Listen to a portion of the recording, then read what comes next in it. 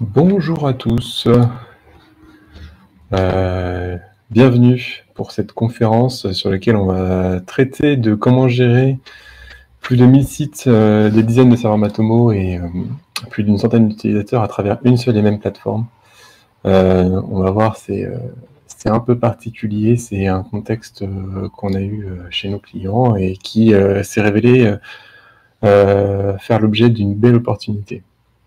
Donc, je ne suis pas accompagné de modérateurs ni d'autres personnes de Matomo Camp pour la simple et bonne raison que comme je suis également organisateur, je suis autonome sur cette partie-là. Donc de nouveau bienvenue, et puis si vous avez des questions au fur et à mesure, n'hésitez pas, le chat, je l'ai à côté, donc j'y répondrai au fur et à mesure. Alors tout d'abord, on aime bien commencer par savoir qui est qui. Donc du coup, je vais me présenter qui je suis et puis qui nous sommes en fait, Empreinte Digitale tout simplement. Donc je m'appelle Valentin Barrez, je suis responsable data center au sein d'Empreinte Digitale, et je suis connu, ou en tout cas Empreinte Digitale est aussi connu en tant que expert Matomo, et notamment expert sur les infrastructures à très gros trafic. Et cette expertise-là, on l'a acquis au fur et à mesure des années en faisant de l'administration autour de Matomo. Donc je suis responsable, mais il ne faut pas oublier qu'avant j'étais aussi et surtout, on va dire, un tech. À l'origine, je suis un admin 6 Linux qui s'est passionné des outils DevOps, etc. Et puis au fur et à mesure, j'ai aussi apprécié du coup exploiter des outils open source comme Matomo, et c'est pour ça qu'aujourd'hui on a une certaine expertise autour de tout ça. Voilà, donc ça c'est pour moi, donc je suis responsable, mais avant j'étais surtout un technicien. Et Empreinte Digitale, là-dedans, du coup, Empreinte Digitale, c'est une entreprise qui a plus de 30 ans d'existence. On est basé sur Angers, on est une soixantaine de salariés dans un modèle d'entreprise qui s'appelle la Scope. Et donc, depuis, on va dire, à peu près l'origine de l'entreprise, on est quand même attaché à l'open source, et c'est ce pourquoi aussi on s'est tourné vers des logiciels type Matomo pour nos usages internes, mais aussi pour la mise à disposition de ce genre d'outils pour les clients et puis nos partenaires chez Empreinte Digitale. Quelques chiffres pour rappeler un petit peu ce qu'on a chez nous en tant que Matomo. On reste humble, hein, mais on traite à peu près sur l'année 2023 environ 4,5 milliards d'events ou actions, hein, on peut appeler ça aussi sur Matomo. Ça fait environ 12 millions par jour d'actions, ce qui est quand même assez important. On a une instance qui a près de 1 milliard d'events, donc ça c'est une petite fierté. Voilà, on se donne des objectifs, et puis avoir une instance qui va dépasser le milliard, évidemment, c'est un objectif qui est quand même assez important. Et actuellement, on accompagne plus d'une trentaine de clients, et puis évidemment avec tout ce qui se passe actuellement sur les données privées, etc. On a de plus en plus de clients qui arrivent, et bien sûr, on les accompagne pour migrer de Google Analytics, mais également les accompagner pour essayer de scaler en général aussi leurs applications, parce que c'est une problématique qu'on rencontre assez régulièrement. C'est des entreprises ou des partenaires publics qui ont des Matomo, mais qui ne sont pas en capacité de pouvoir augmenter la charge. Et donc là, je crois que j'ai... Hop. Je vais reprendre, du coup, je suis désolé. J'ai fait une mauvaise manipulation, mais c'est pas grave.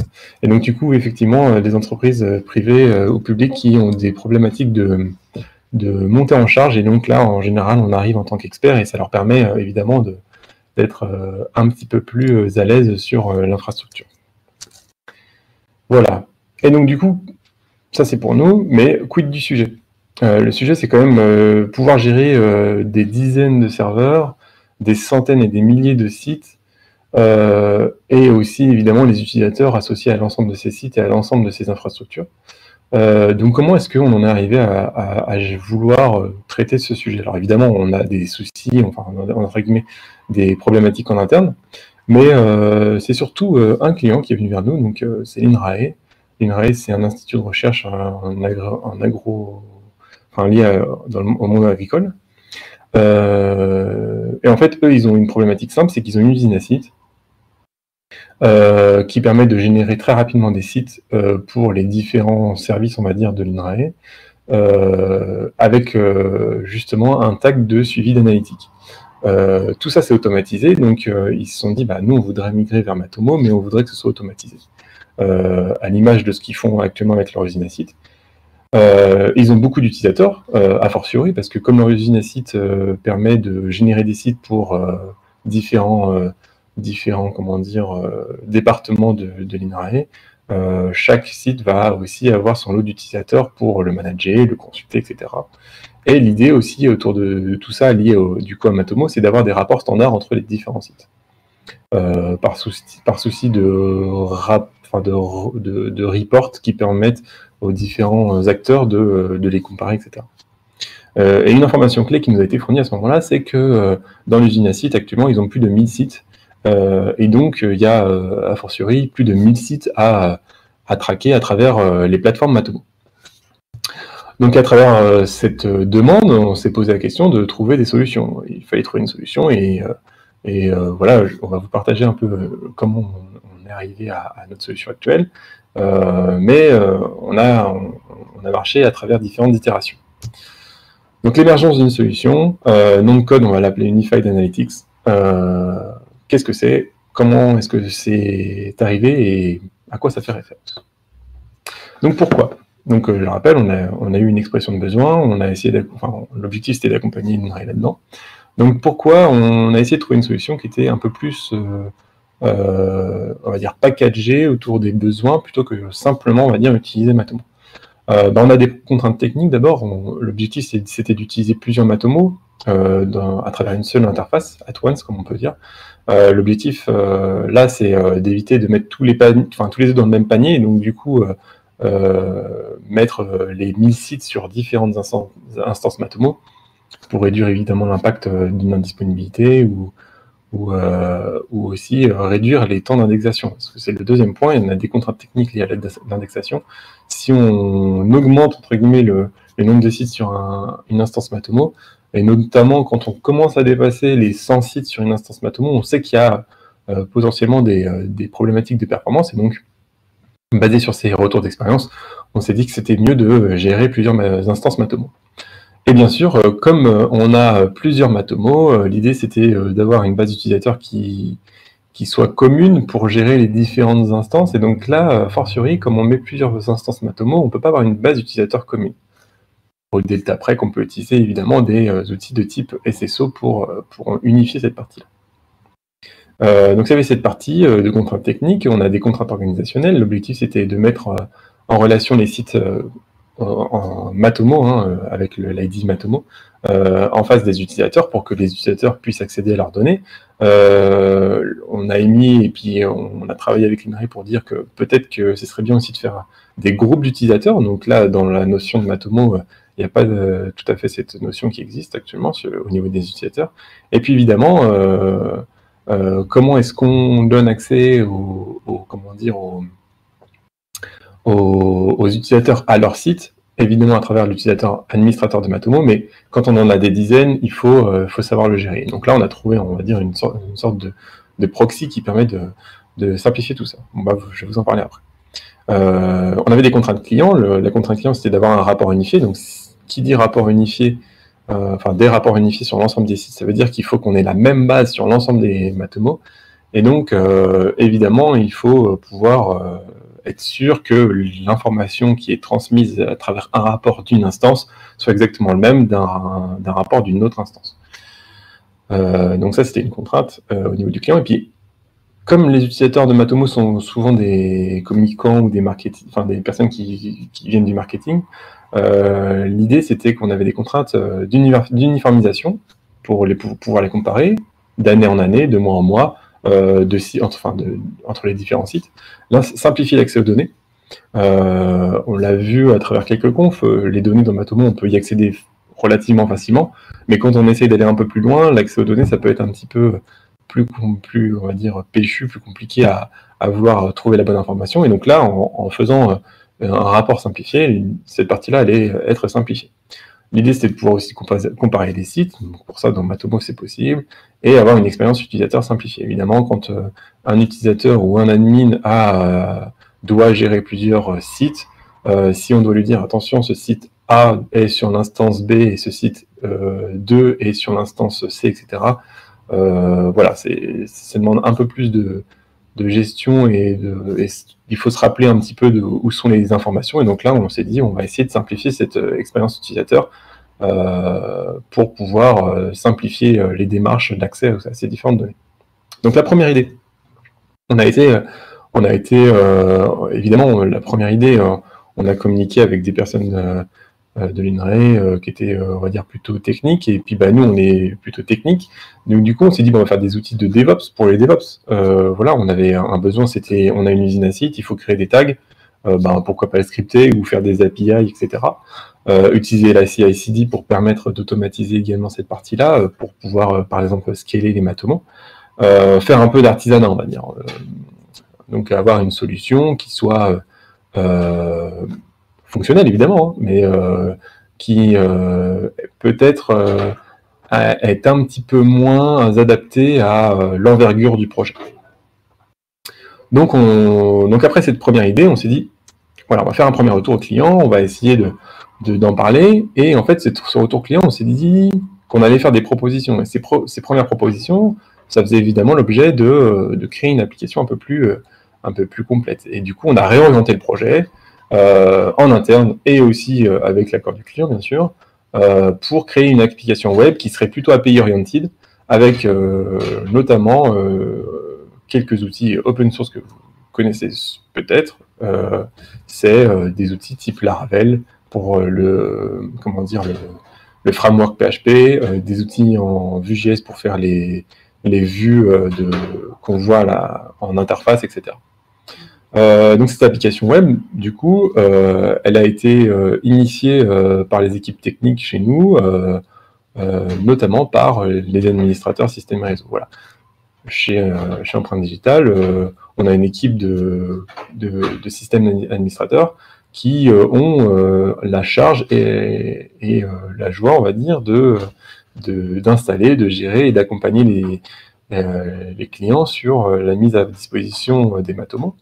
Et comme cette idée de se dire on peut faire une application est venue des équipes, on s'est dit c'est nous qui allons le faire.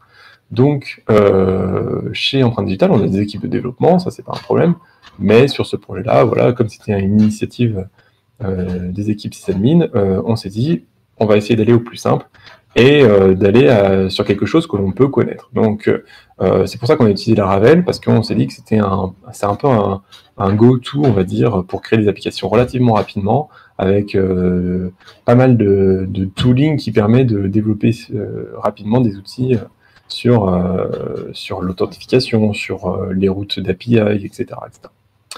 Et puis Vue.js, parce qu'on était tout simplement formés et compétents sur cette partie-là, donc on est parti sur ces technologies-là.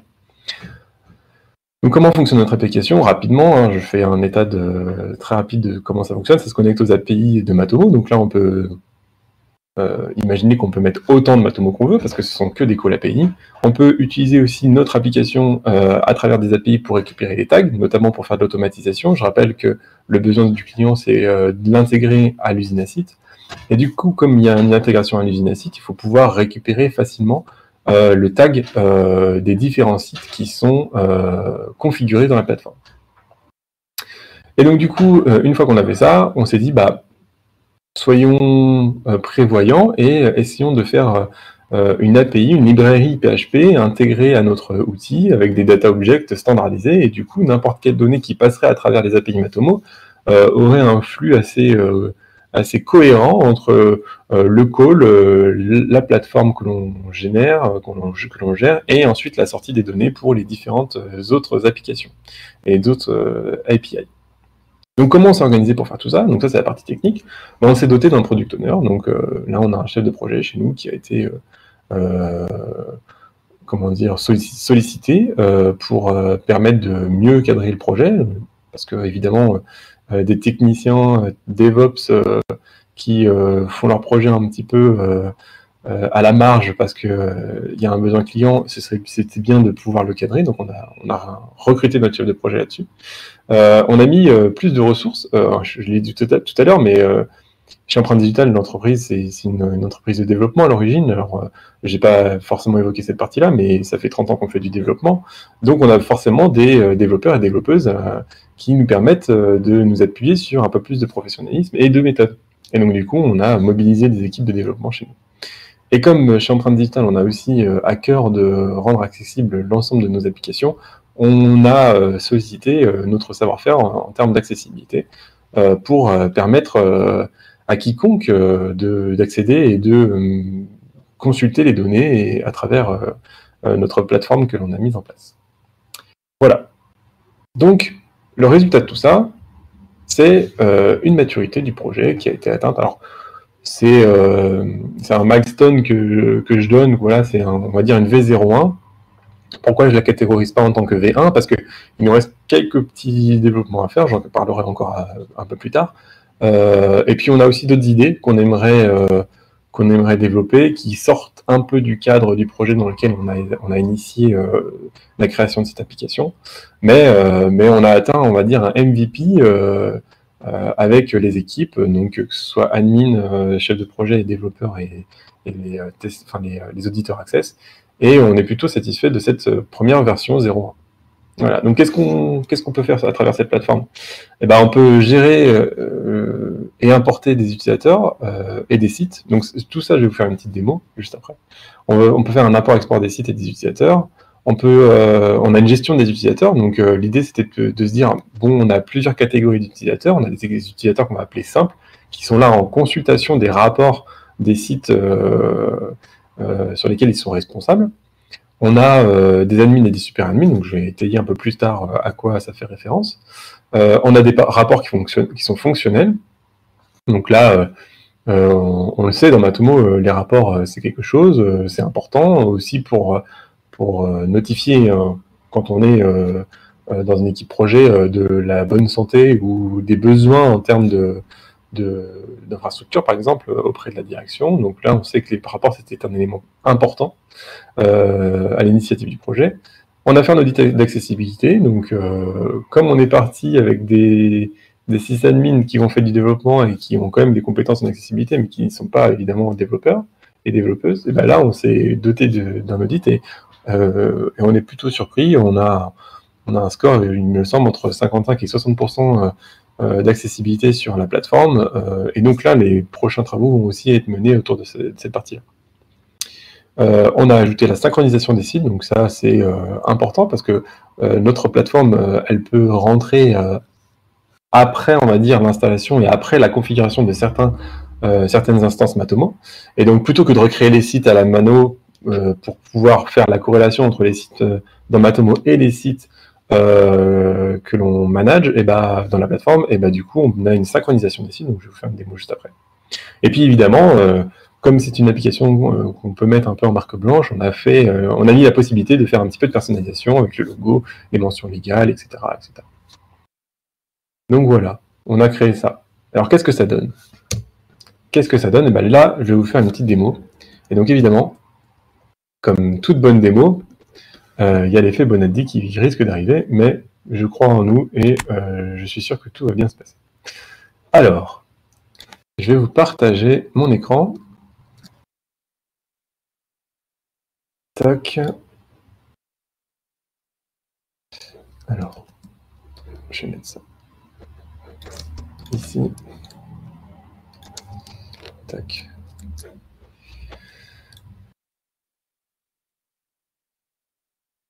Donc voilà à quoi ça ressemble. Donc c'est, on va dire, une application très simple. Cette application, actuellement, elle est vide parce qu'on n'a pas d'application, on n'a pas de site, on n'a pas d'utilisateur, on n'a rien du tout. Du coup, ce que je vais faire, c'est que je vais vous montrer comment fonctionnent les différentes fonctionnalités qu'on a développées.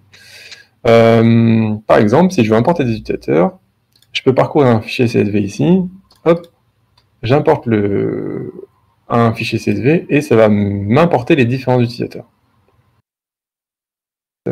Alors,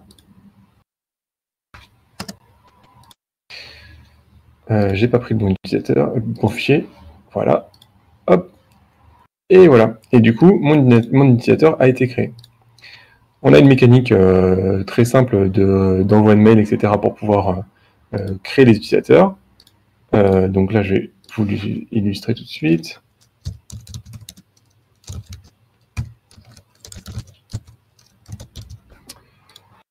Utilisateur simple, et on verra après, on peut ajouter directement un site à l'utilisateur.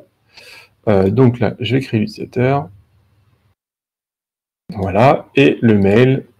Donc là, ça permet, cette partie-là, ça permet vraiment d'embarquer les gens en fait sur l'application. Si on leur met accès directement à la plateforme avec le reset du mot de passe, ils vont pouvoir se connecter et donc permettre l'accès à leurs différents sites. Alors, je vais créer le mot de passe.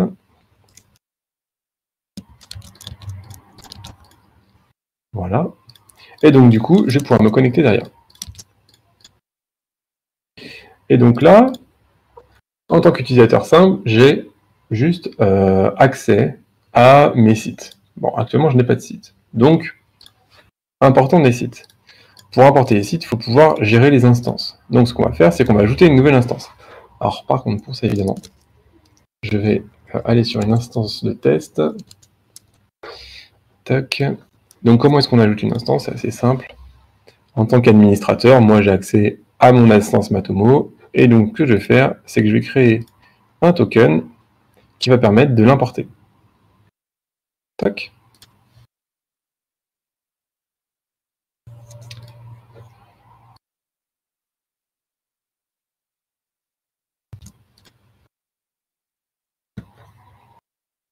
Voilà, donc démo MTMC, Matomo Camp. Je crée mon jeton. Et donc là, à partir de mon jeton, je peux ajouter mes instances. J'ajoute ma nouvelle instance, je lui donne un ID, c'est ma première instance, le token, et je lui donne l'URL.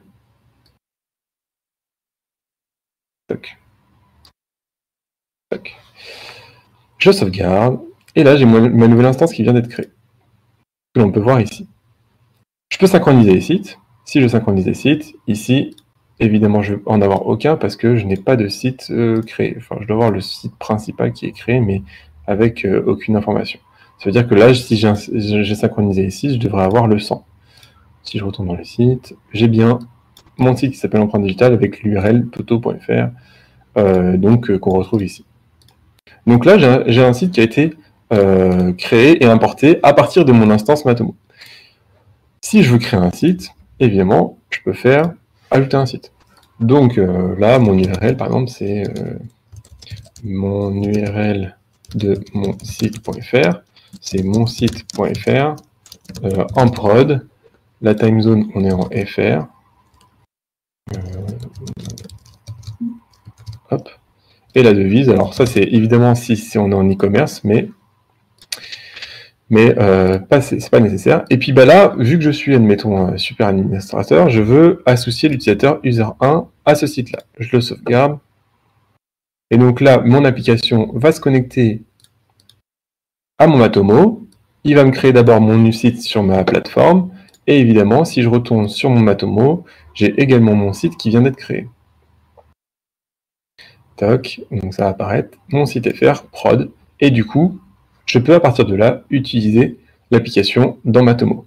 Alors là, vous allez me dire, ok, on peut l'utiliser, mais comment est-ce qu'on fait? Évidemment, l'objectif de cette plateforme, c'est de simplifier l'accès et la gestion du Matomo. Donc ce qu'on peut simplement faire, c'est cliquer ici, et en cliquant ici, on récupère le tag du Matomo avec la bonne URL de notre instance. Donc là, on peut avoir des dizaines d'instances, c'est pas un problème, c'est complètement transparent. Et en fait, grâce à ce petit bouton-là, on va récupérer le tag qui correspond vraiment au site sur lequel je veux faire, le tracking. Donc, si je fais la même chose avec mon utilisateur qui est simplement utilisateur, donc que j'ai créé et que j'ai associé précédemment, qu'est-ce que je peux faire? Je peux également récupérer mon tag pour permettre de l'incorporer directement dans mon site web. Donc ça permet vraiment de simplifier l'accès à la configuration du site et de permettre aux utilisateurs même non-admin de la plateforme de Matomo de pouvoir gérer l'intégration du tag pour permettre le tracking du site dans Matomo. Voilà. Alors là maintenant, ce que je vais faire, c'est initialiser une autre instance qui est une instance que l'on utilise chez nous, hein, une autre instance professionnelle qui s'appelle Matomo Empreinte Digitale. Alors évidemment, je ne vais pas vous montrer le tag ni le token parce que là c'est de la production, donc ce serait un petit peu problématique. Donc je vais l'importer à côté. Tac. Et je fais ça sans filet, comme ça je vous montre à quel point c'est simple d'utilisation et comment ça peut simplifier aussi l'accès aux données. Tac. Hop.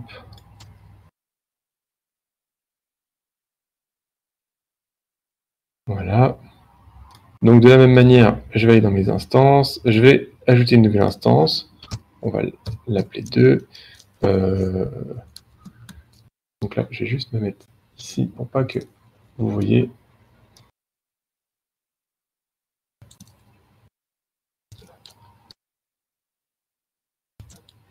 Tac, tac. Sauvegarder et revenir à la liste. Voilà. Tac. Et donc là, j'ai bien ma nouvelle instance, et si je fais synchroniser les sites, je récupère l'ensemble des sites de notre Matomo. Donc c'est aussi simple que ça, c'est très pratique parce qu'au final, ça permet de pouvoir gérer en un seul point d'entrée l'ensemble de nos instances Matomo. Donc là, si je fais afficher le tag, j'ai évidemment le tag de ma nouvelle instance qui apparaît. Et je peux également, cette fois-ci, voir les rapports. Alors, évidemment, je peux aller voir les rapports de mes sites que je viens de générer, mais comme il n'y a aucune donnée, ça manque un peu d'intérêt. Donc si je retourne sur mes sites et que je veux permettre la visualisation des données, donc on va aller sur le site Empreinte Digitale, hein, on va même aller sur le cloud Empreinte Digitale. Si je vois le rapport, qu'est-ce que je constate? Je constate par défaut une période qui a été générée pour la consultation des données, avec des KPI, on va dire, qui sont standards hein, par rapport à ce qui a été défini au début dans le projet, avec le nombre de visites, les pages vues, etc. Et quelques informations sur les sources de trafic, etc. Tout ça, c'est récupéré à travers les API et généré à la volée. Alors, petite subtilité, on a évidemment pensé l'application en tant qu'application accessible et on a entamé des travaux avec un mode daltonien notamment, donc qui permet aussi aux personnes en situation de handicap ou en tout cas qui ont des problèmes avec la différenciation des couleurs, là ils peuvent également consulter les données à travers notre plateforme.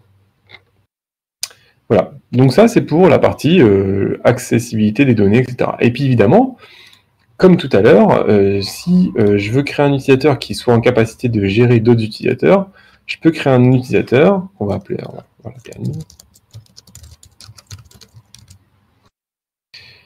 C'est un type d'administrateur et on va dire que lui il a accès à ce site-là, à ce site-là. Ouais, accessibilité, hop, sauvegarder, toc. Donc là, toujours pareil, hein, je peux récupérer hop, mon accès. Donc, je vais quitter celui-ci. Grâce au fait que le mail m'a été envoyé. Réinitialiser le mot de passe, tac. Donc maintenant, je me connecte. Donc là, je suis admin. Et du coup, je vois plusieurs sites. On m'a affecté des sites, mais je vois plusieurs sites. Et je peux du coup, en tant qu'admin, modifier un site et lui ajouter des utilisateurs. Tac. Donc ça veut dire que dans ce cadre-là, on peut définir des admins de la plateforme qui peuvent déléguer des droits ou ajouter des droits aux utilisateurs simples.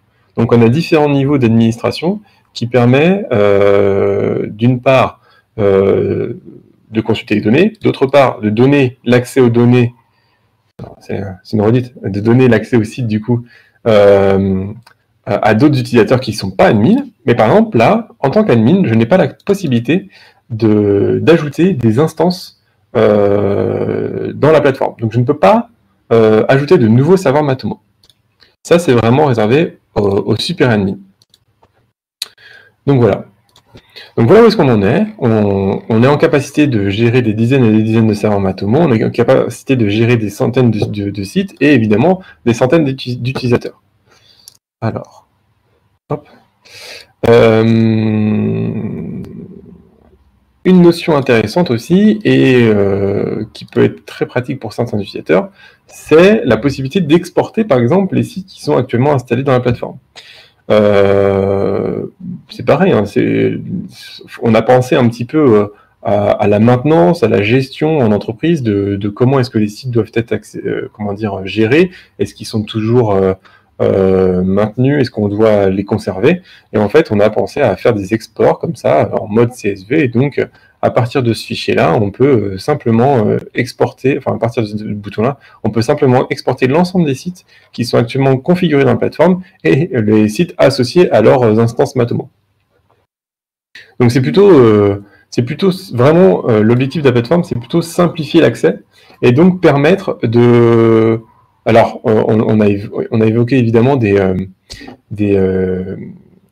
possibilités d'usage, et on s'est dit que ce genre d'usage, ça pouvait permettre à des entreprises qui ont déjà plusieurs Matomo de simplifier l'accès à l'ensemble de ces Matomo et de gérer des utilisateurs en dehors de l'accès de Matomo pour pouvoir donner l'accès à des rapports et donc ne pas se prendre la tête avec plusieurs serveurs différents. Alors je vois qu'il y a une question. Lorsqu'on crée un site depuis votre plateforme, à quel moment on lui indique sur quelle instance il sera? Donc actuellement, en fait, il y a alors c'est un mécanisme il va prendre une instance au fur et à mesure. Lorsqu'on va créer un site, il va prendre l'instance qui a le moins de sites d'installer dessus.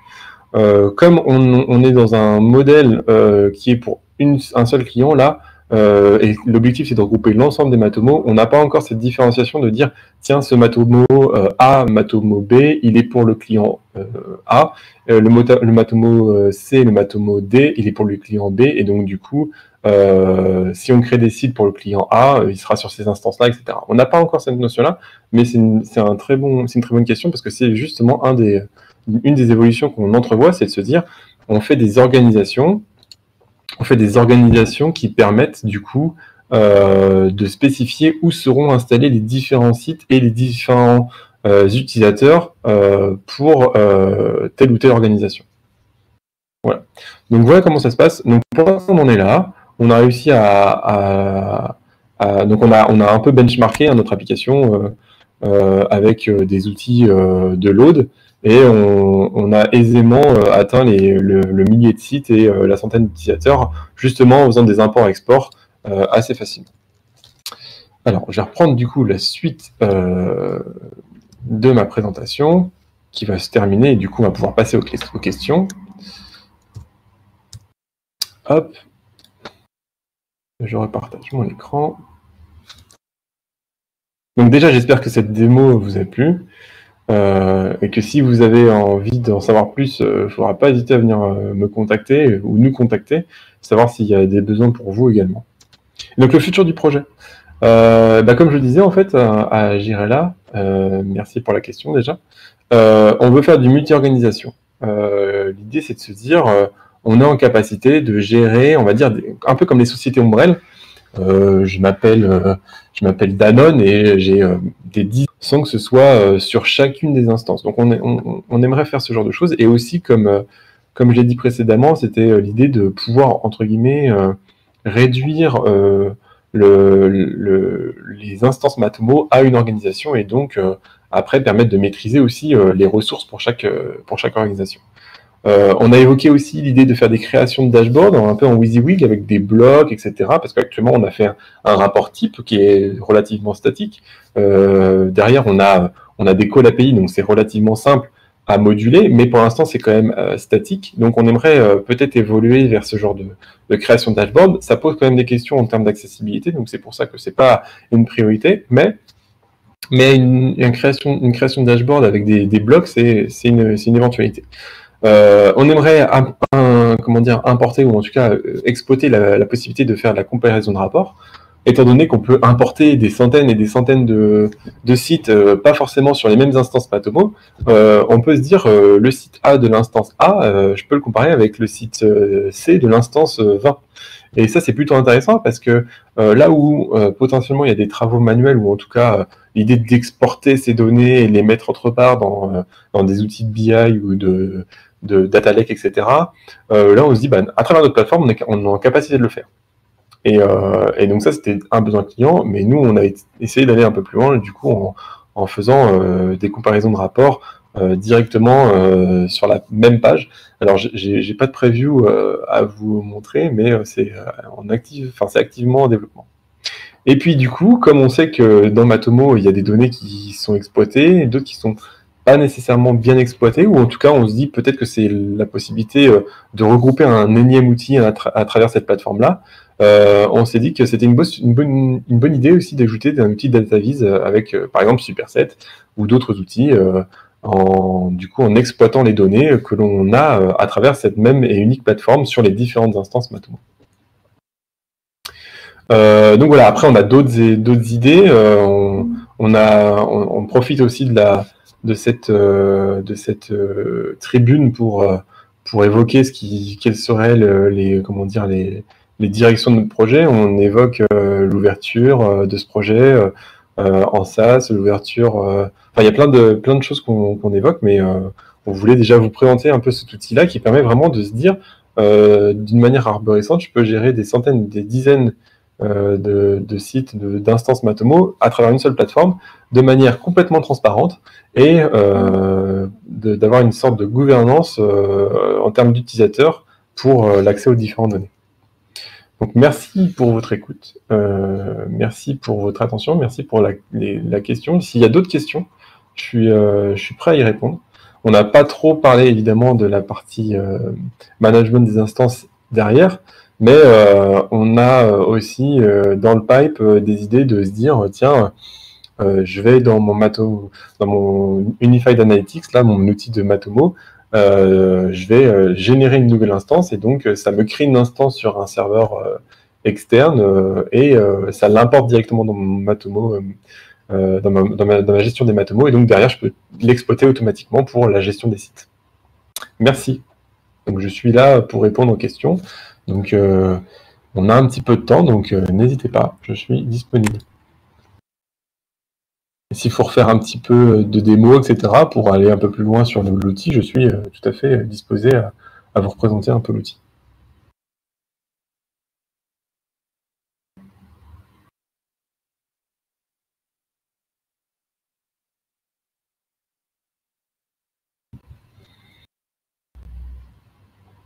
Est-ce qu'il y a des questions? J'ai vu qu'il y avait des tentatives